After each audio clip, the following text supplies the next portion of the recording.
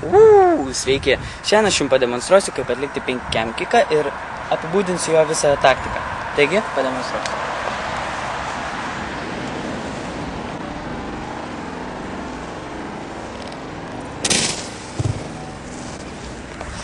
Esminis dalykas 5 cam kick'e yra susirasti taikinį. Taigi mano taikinys buvo šita šaka. Nėra labai aukšta mano ūgio.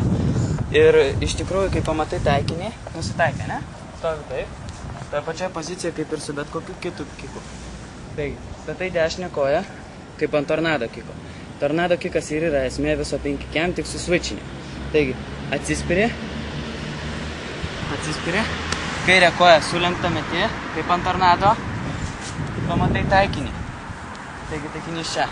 Atsispiri, sulenki kairę koją, įspiri su dešinė koja, arba su kairė, priklauso nuo to, kokia jūsų pusė. Įspiri.